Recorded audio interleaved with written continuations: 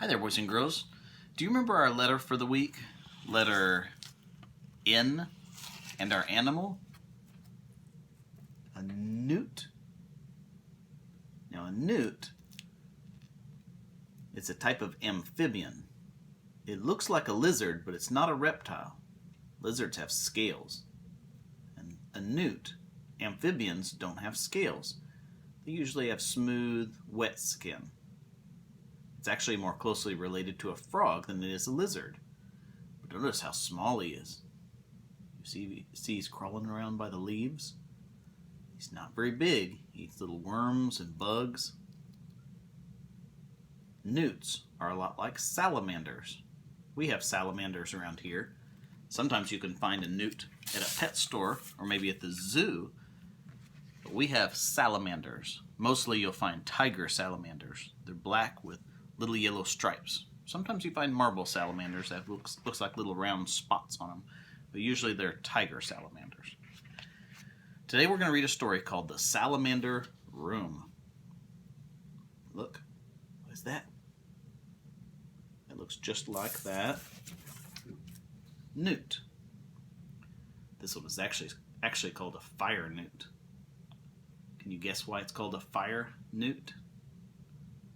Because it's orange like the fire. The Salamander Room. It's written by Ann Mazer and illustrated by Steve Johnson. Brian found a salamander in the woods. It was a little orange salamander that crawled through the dried leaves of the forest floor. The salamander was warm and cozy in the boy's hand. "Come live with me," Brian said, and he took the salamander home.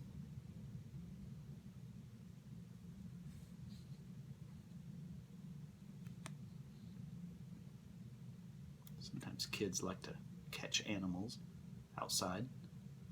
I know I did when I was little. We'll talk about that again at the end of the story. "Where will he sleep?" his mother asked.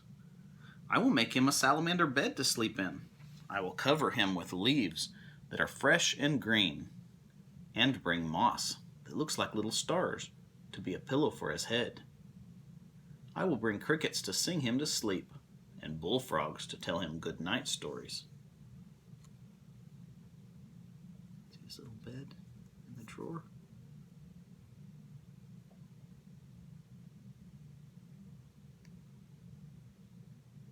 Is that a good spot to keep a salamander or a newt? And when he wakes up, where will he play? I will carpet my room with shiny wet leaves and water them so he can slide around and play. I will bring in tree stumps to my room so he can climb up on the bark and sun himself on top. And I will bring boulders that he can creep over. Amphibians and reptiles are cold-blooded. That means if it's cold outside, they get cold. They need to get some sunshine to warm up their bodies. Uh-oh. He said he was going to bring in leaves, tree stumps, and boulders. Is that a good idea for your room?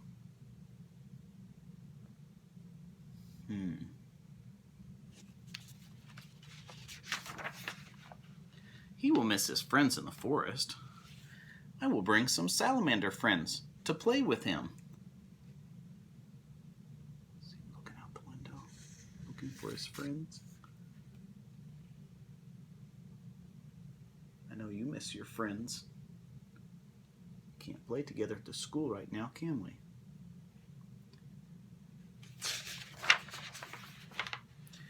They will be hungry.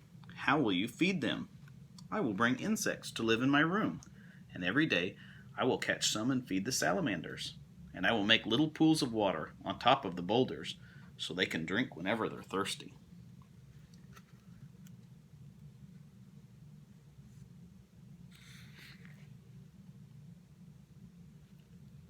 See the tiger salamander? Black with little yellow stripes. Sometimes you find them in your water meter, or underneath rocks or trash bags or something. The insects will multiply, and soon there will be bugs and insects everywhere. I will find some birds to eat the extra bugs and insects, and the bullfrogs, they'll eat some too. If you bring bugs into your house, pretty soon there's going to be a whole bunch of bugs all around. He said the bullfrogs, they'll eat some, and he'll get some birds to eat them up.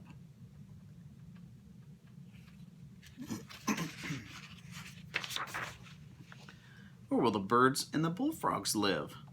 I'll bring in some trees for the birds to roost in, and I'll make some ponds for the frog.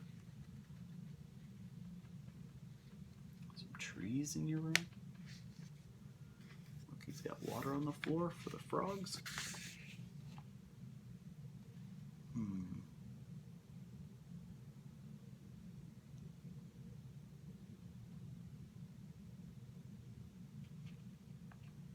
Think your mom would like that?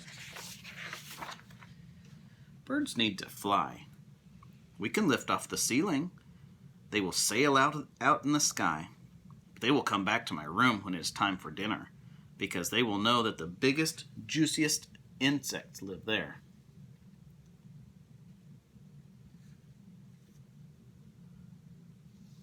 Birds like to fly, that's for sure. Take the roof off of your house, then they can fly back and forth outside and come back to visit. Do you think Mom's gonna like that? They take the roof off. But the trees, how will they grow? The rain will come in through the open roof, and the sun too, and the vines will creep up the walls of my room, and ferns will grow under my bed, and there will be big white mushrooms and moss like little stars growing around the tree stumps that the salamanders climb on. Rain in his bedroom, and everything will grow. Mushrooms, moss, little plants.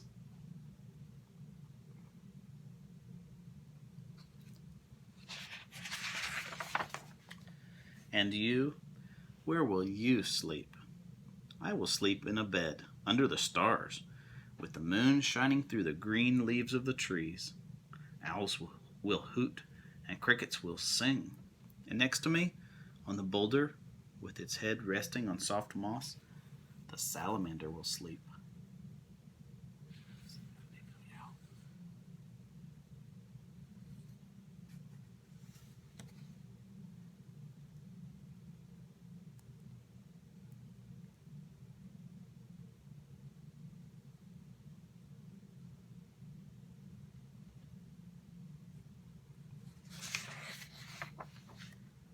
The end.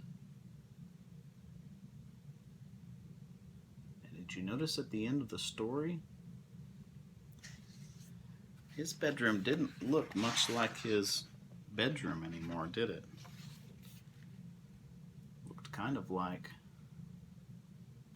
the forest outside. And remember at the beginning of the story, little boy Brian, where did he find the salamander? Remember? Out in the forest. He wants to take him home. But remember, wild animals, they live in the wild. In the story, Brian wants to make that salamander more comfortable. So he starts to change his bedroom. Brings in a tree stump, leaves and boulders. Remember his salamander friends. They're hungry, so he needs bugs. The birds to eat the bugs. I'm gonna have to tape that. Staple's coming out. And trees for them. And water for the bullfrogs. Takes his roof off.